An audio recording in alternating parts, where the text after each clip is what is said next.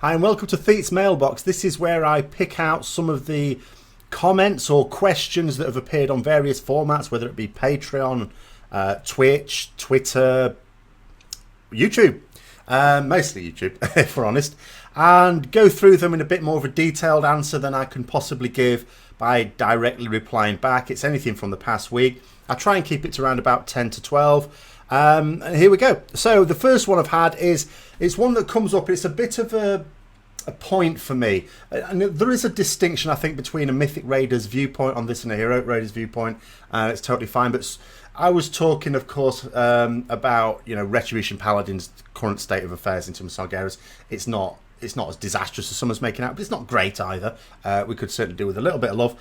But someone was noting there, it says, talk about Ret need run. I main an outlaw. Straight away, that sends alarm bells in me. And it says, I'm straight up useless in all content, blah, blah, blah, blah, blah. And this is one of these things where, at a certain level, I always say this, it's absolutely fine. If you identify with a particular spec, then that's sort of okay. And in actual fact, for that content, particular types of tuning are never that bad. Tuning shouldn't be a huge issue. Player skill and effort that you're going to put in to get the best gear is going to more than compensate for any small gaps between the performance of one spec and the performance of another. Whereas at a higher level, you shouldn't really be thinking to yourself, oh, I play an outlaw or rogue, or I play a destruction warlock or something like that. You play a rogue or you play a warlock.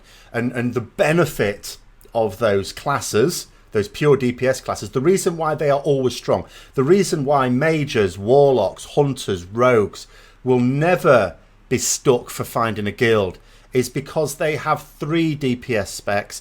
So one of them might be good for this fight, another one might be good for that fight. It's a pain in that you've got to keep up with multiple specs. I only have, there's pros and cons. I only have to maintain one spec. But at the same time, if that spec's no good on a particular fight, there's nothing I can do about it. Whereas with a rogue or a warlock, hunter, mage, they can. That being said, as this person here has noted, if they don't enjoy the play style of a particular spec, is it really fair saying you should be playing this? Again, it depends on the level. I think at Mythic level, you probably should be saying yes. You're just going to you should play a class where you sort of enjoy it by and large. Yes, when they make massive changes to it, as they did in Legion, that can disenfranchise a few people.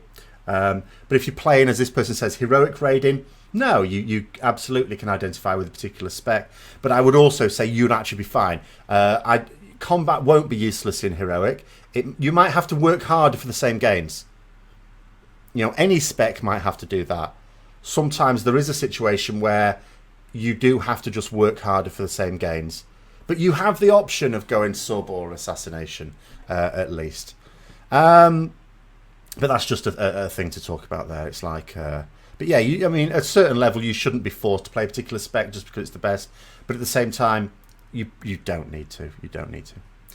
Then the same person sort of asked, I was, again, a Ret Paladin. Quite surprising that someone who plays Rogue watched a Ret Paladin video asking for links to charts. So I was putting up Warcraft log statistics. I'll show you how you can get these. So what you do, you just go to www.warcraftlogs.com and you click on this button here, go down to Tomb of Sargeras, and all you have to do is click on this, look like a zigzag arrow icon, it says statistics, and it will show you that. There's various things you can change on here. Over the range, you could do it for 1 day, 1 week, or last 2 weeks. Percentile, you can change it according to what you think is appropriate for yourself, and you can also do it on individual bosses as well as all bosses, and you can do it for, of course, the different modes there, not just for DPS. You can do it for individual classes. Just want to look at specs there, item level brackets. You've got a number of things you can check it out for. That's probably the easiest way. You can then get them yourself whenever you like. It's live data. Okay, next question. So says bosses back then. This was a nostalgia video I did some time ago. I do occasionally get comments on videos that I've done ages ago. I can't remember doing myself. were, so this is talking about vanilla really, bosses back then were overtuned because Blizzard didn't know what the hell they were doing. I don't think any of us did, to be fair. That was the difficulty they used by making it so hard that you needed the very top end gear to barely meet the requirements to defeat a boss. Could be argued the same thing's happening now. We've got a situation now where even the guilds working on these bosses are saying the same thing about not only Avatar but Kil'jaeden itself, about they're very, very tightly tuned. Possibly because if you look at the bosses, it's very difficult to look at the bosses for Mythic, Kil'jaeden or Avatar without seeing them, and obviously those guilds are not streaming it, they're not daft. But, you know, we can sort of read the extra things in it, and we've experienced it on the Heroic. They're not what I would say are the most complex bosses. They don't seem to be anyway. So a lot of the difficulty of those bosses, and those are the very latest difficult bosses, are in terms of the tight tuning. And you can sort of look at the same thing in Nighthold.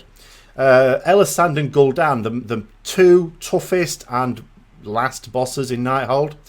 As soon as, you know, plebs like me were getting onto it, and we had all the 7.2 traits and all the extra gear, a lot of the complexities of those two fights went away. They were still more complex than the other fights, sure. But it's amazing how much simpler a fight gets when you don't have to deal with certain mechanics, because you can just blast through. So just as that was the case back then, is still sort of a little bit the case now. I'm not saying it is the same. Of course it's not the same. This person does go on to say it just ends up being a bigger time sink, blah, blah, blah. It's a very poor way to judge difficulty. It's always very subjective how you judge difficulty. Now, here's this next point where I could try and counterpoint this. It says mechanics are a much bigger part of where you need the whole raid to cooperate. Absolutely. And cooperation of a raid, I absolutely agree, is key to a well-designed fight. You know, you don't just want, at the moment, like 20 people or what was used to be 25 people or even 40 people all doing their own thing. You want that coordination there. Otherwise, in what sense is it a team game? So absolutely agreeing on that one. If one person messes up, it's a wipe. No, I don't think. I mean, that's not even the case now. That's never been the case. Where one person, it depends on the messing up, doesn't it? There are some ways in which you can mess up and wipe the whole thing. But just to say that one little error and you mess the whole thing, no one will kill a boss ever. I've seen world first kills and watched someone's point of view and seen them make a mistake. Obviously, not a huge one. So you've got to have some tolerance in there. It says the bosses are more correctly tuned now. Well, Method and Exorcist would say otherwise. And the mechanics are more challenging. Now, this is the crucial bit. Looked in isolation, it's like, okay, you go and do, let's say you have no add-ons, you just go with your basic thing. You go and do like Tomb of Sargeras now, and then compare it to, you know, AQ40 or something. It's the equivalent sort of raid in vanilla, I guess. And, of course, the mechanics are more difficult now, absolutely. But what do we have now to compensate for a lot of that? We have weak auras, big flashing things that say, you've got this thing, you need to do another thing. Or, you know, this thing is coming in a few seconds. We didn't have those in vanilla. So there's much less reaction now. There is reacting still to be done. There's much less reacting now. It's more about preparing ourselves for what's coming up. So if a load of like Eyes of Gul'dan, those are going to spawn, they need to be obliterated immediately. So what do? Is you know when they're coming, you can see a timer come in. The skill is in preparing yourself, building up your resources. So when they spawn, bang, dead. Where rather than reacting to it, if you react to it, they'll die much more slowly, and you'll probably wipe if you're doing it at the cutting edge. So it's very different now. Now I have experienced raiding back then, and I've experienced raiding now, and I don't feel that the raiding experience is more challenging now. At all. It's just challenging in different ways. It was challenging then for one reason, challenging now for another. And how people decide to judge the difficulty of an encounter is variable. You do have to consider these days our characters have more tools than we had then, more utility, and also we have more tools in sake of add-ons and things like that. That's just my opinion though. And it says, don't bring up attunements. Okay, I won't. Next one. Says, great guy, this was about my Heroic. I've been doing some guides on Heroic Tomb of Sargeras. They've not been coming out quite as quickly as I'd hoped. So I've got guides at 3 bosses at a time. The first part was done last weekend. The second part, which I'd hoped to have done during the week, was only just done on Friday. The third part will be done over the next week, but realistically that may not be done until the end of the week. So sorry about that. But It says, I'd really like to see some for Mythic, though. There will absolutely be some for Mythic. As soon as those heroic ones, I'll be getting onto Mythic. The situation is, and this comes on to something that someone else was saying, in terms of like the videos I'm coming up, there's always loads of videos that I want to do at any one time. I can't do them all. Not enough time to do them all. So you end up prioritising, then you sort of feel, right, this is the priority for those, and then something else comes up and that knocks everything down. You have to reprioritise. So, but rejoice, because I've got one more week at work and then I have 6 weeks off, which is a nice amount of time. It's not, unfortunately, as much time as you might think, because there's other big projects I want to do as well. But what it will definitely mean is that I will be able to work to, you know, the list of videos I want to do. I mean, you have a choice when you've got more time to do it on. You can either do more videos, or you can spend more time on the same amount of videos and make sure that they're better, crisper, whatever. But certainly, if I plan to do particular videos after next week for the following 6 weeks, I will be able to do them. There's no doubt about that. So next week, not the next week coming, unfortunately, because I still have to finish off the heroic stuff, but the week after that, there will be much more time spent on Mythic stuff there as well. Hopefully it won't be too late for most people. Next one, what are my thoughts on the recent 7.3 PTR spoilers?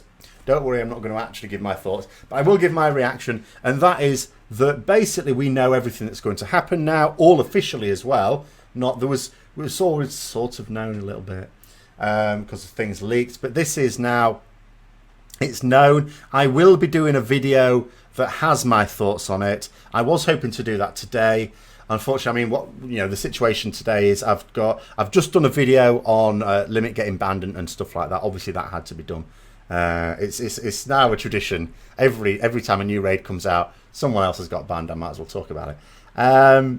I've done the new series for the Warcraft Logs one that goes on Patreon, and then that'll go onto YouTube on Thursday as usual. There's this. And then there's other videos as well, and I've got Final Boss this evening as well. So limited time on that one. So I was hoping to do it today. Probably won't get done today. May get done tomorrow or Tuesday, or I might have to work on it. But it will come out in the following week. My thoughts on that, because I do have thoughts on that. Next one, it says, just wondering about the possibility of doing a video for those not yet at Mythic level raid. So this is the opposite thing now. Obviously, my focus is on Mythic. But I'm obviously conscious of the fact there's people who raid heroic as well and normal, as in progress through those. It says, I would think that if you'd made it to Mythic, you've already sorted out your UI and got the correct add-on, blah, blah, blah. Whether it's a time issue, a low pop server, or being new to the game, or wow, if you look at the percentage of people actually doing Mythic level, it's less than 15% of players. But almost all YouTube content is aimed for these people, and no one's really focused on those working on normal. I mean, quite a lot of the stuff I do, I hope, is useful for heroic and normal. So, as you alluded to there, I have done videos on add-ons. I've done videos on building up your UI, and I will be doing more of those over summer as well. Yeah, I am always very sort of conscious of that. But you sort of say, this is an interesting point, actually. It says people at Mythic level raiding would think you've already got certain things. I think there is a misconception that people who raid Mythic already know all the stuff. It's as if they sort of magically work it out themselves.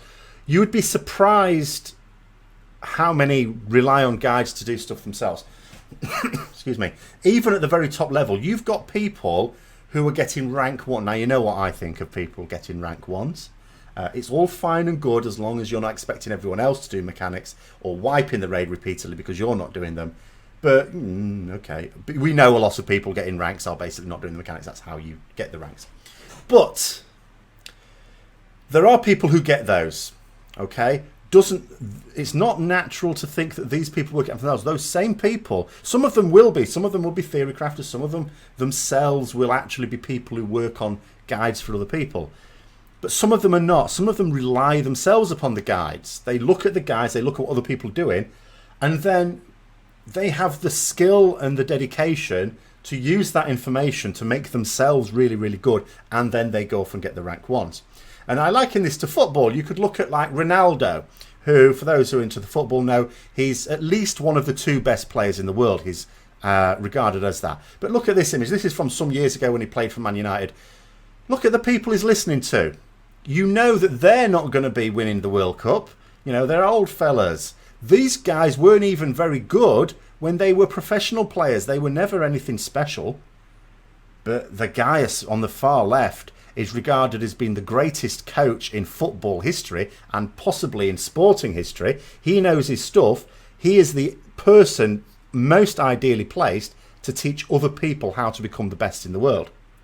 So don't always associate the people who are the best as being the ones who laid the path. You know, if I was to go all Zen, and I said this yesterday on Discord, the person who gets to the top of the mountain is not necessarily the one who laid the path.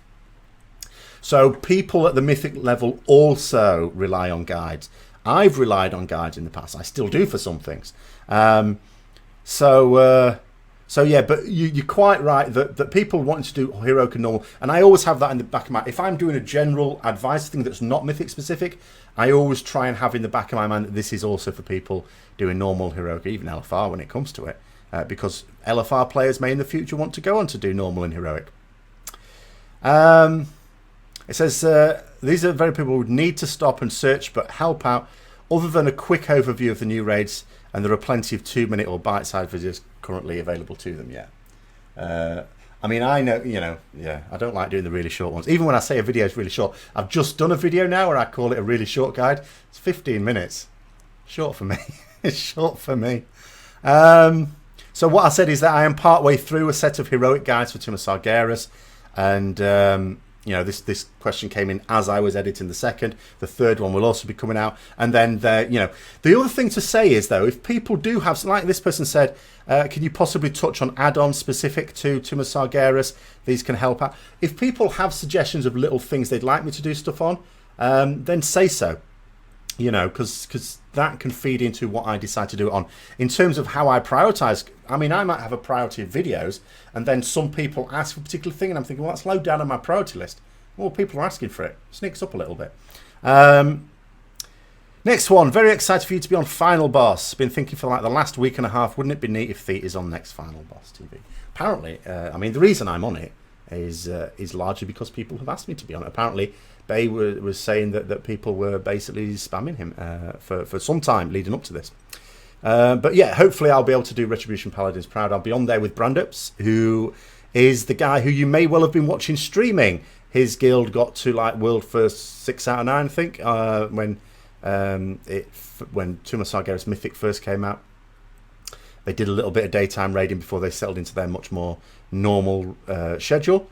So yeah, hopefully we'll be able to do a good job there. We shall see, though. I'll talk about that next week when we do the live rec Q&A. Next one, I was on the Tuesday talk. I do like the Tuesday talks, just a general discussion on WoW things. And I was talking about, I was scratching my head. I went into a topic of conversation I probably should have steered clear of, which is Draenei. Now, I know Draenei, my lore is enough. I like the lore.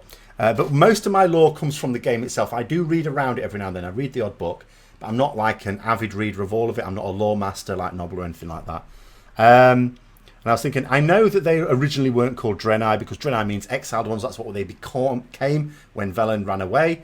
And I was thinking, well, Eredar is what they're sort of called, but I couldn't remember whether Eredar is what they were called originally or whether that's what they were called when the remaining ones were corrupted by Sargeras. And the reason I say that is because there's a particular scene in TBC when Draenei first came into the game. I remember you happen to across like a night elf or something, and they're scared of you because they think, and they say, oh, you're Eredar, blah, blah, blah, and you're sort of convincing them. I seem to remember you sort of saying, no, I'm not, or something. So that's why it got a bit muddled in my mind. Because again, most of the lore I get comes from the game. But someone's here very kindly saying corrupted Eredar are Minari, which I now vaguely sort of remember. So, but yeah, we will be obviously getting much more into this. I should be reading through my Warcraft Chronicles several times as we lead up to Argus, because the storyline, you know, it's almost like with Argus coming, we're not that bothered about what content's coming. Do you know what I mean? It's the storyline, and it's fascinating, isn't it? Because the reason why a lot of these things are quite hazy in me is because they haven't actually been in the game. Argus is referred to, but it's not featured before. It's not been in Warcraft, Warcraft 2, Warcraft 3, World of Warcraft. Referred to, not been there. Now we're going there. We've been there if you've been on the PTR. I've been doing streams the last couple of Saturdays there. And that's what people are excited about, not the new content. Because we've got new content now. We've got a new Eredar. We're all happy. Thank you very much. But it is that storyline. So there's going to be plenty of stuff coming up that over summer. Right, next one. It says, again, talk about the Tuesday talks. Obviously, a lot of people really like them as much as I do, which is fantastic. It says, I love the lengthy talks like this, and I always try and do... Yeah, I like the lengthy talks as well. These sort of things I like. Obviously, some people want their bite-sized stuff as well, and I know I need to increase the amount of bite-sized stuff, but I always find it difficult to get it sort of really low in terms of time, but, you know, we'll keep trying. It says, and Theorycraft and all of it, except the Pally stuff. Paladin gameplay is my cup of tea. No, it won't be. But of course it is. It's not a major part of my channel, really. It is what started it off. But it is always going to be a significant part, because of course I play a Retribution Paladin. And so the class-specific stuff will always be Retribution Paladin. But, you know, that's a separate thing now, I think. I try not to spam it. But at the same time, I do try and have regular Retribution Paladin content, because, you know, that's what I am. It says here, right up there with Preach and Bay as the best WoW-centric channels on YouTube. Oh, blimey, high accolade. Well, I'm combining myself with Bay this evening. Maybe in the future we'll have, I'll be able to do something with Bay and Preach at the same time and form a hideous conglomeration of, I don't know what we'd even talk about. But that's very far into the future, I think. Next one. I have a forgetful stalker. I feel like I know you from somewhere and don't know why. I often get that. I am actually very bad at remembering people, and I forget people really quickly. Like my students, it always happens at the end of every year, my students will say to me, oh, you'll miss us when we're gone. And I have to sort of say to them, no, I won't, because I'll have forgotten you in 6 months. We have some banter. But it's so true. Like, I sometimes, if I'm out, like, you know, when I went to the Warcraft movie, someone came up to me and said, oh, hi, Phil, how are you going? How are you getting on? And I was looking at them, I thought, I judged by their age, they were probably a former student of mine. Couldn't remember who they was, so I just bluffed it. I said, oh, yeah, how are you going? How you been getting on since leaving college? Threw that in there, you know, bluffing them. I knew who they were, and they let me know. I was right, thankfully, and they let me know. But yeah, I couldn't have told you their name or anything like that, or even where they were from. So you just have to sort of guess. Yeah, I get that all the time. I'm stunningly bad at remembering people. Next one. So someone posted this on Twitter. I was talking about some Paladin shoulder transmog, and someone's linked their summer mog, although it says the gloves, you know, were not quite what they intended. It feels like you do need to strip off a little bit at the moment. It's really hot. But this is quite interesting because, of course, we're going to get in this patch the Trial of Style, and where we're going to have this transmog competition where you've got to do it along certain themes. It is probably worthwhile people preparing their transmogs along certain themes. And I was thinking, well, I might actually tie this in with a bit of a competition myself, transmog competition along certain themes, not just a general transmog competition where you just put on your best finery, because plenty of other people do that. I was thinking about it might be quite fun at some point over summer to do something where I challenge you all to a transmog along a particular theme. And I've been thinking of some already. And then last one, just to finish it off, non-WoW one really. It says, you convinced me to get back on ESO. So, you know, in my casual gameplay streaming on Saturdays, for quite a few weeks I was doing Elder Scrolls Online. Says you convinced me to get back onto ESO. I hope not at the expense of World of Warcraft, otherwise that's a bit of an own goal. But yeah, I mean, there are a few games I've been wanting to play again over summer. Like, I have to decide what I'm going to do over summer in terms of other games. I'd like to play more Elder Scrolls Online myself. I'd like to play a bit more Lord of the Rings Online myself, because I do fear that its days are numbered. I don't know whether they are or not. I mean, it's been slowly crawling along ever since it came out, really. But there is good thing. I mean, I think for any Tolkien fan, you can't help but want, even though there's a lot of gameplay issues and it's very outdated, it's the best game for just being in Tolkien's world. It's so true to the actual books as well. Not the film, sometimes with the odd nod to the film, but this is very much designed around the books, and I think it's absolutely fantastic. So I was thinking, you know, this summer I might do a bit of a I'm not streaming it, of course, but I might play a bit of Lord of the Rings Online as well again. But yeah, but occasionally I will do videos, and I did say I would do a series of videos, which I still will be over summer, where I compare certain aspects of World of Warcraft with how it is on other MMOs, in particular Elder Scrolls Online, such as, say, professions, how do they work in different ones, leveling, how does it work, gearing, that sort of thing, PvP, and so on. So anyway, that's this week's questions. There'll be another one next week, of course. If there are things, as I say, you want to sort of suggest for content, again, like I've said before, by all means throw it in there. Let me know what you've thought. Hope you enjoyed it, and until next time, I'll see you later.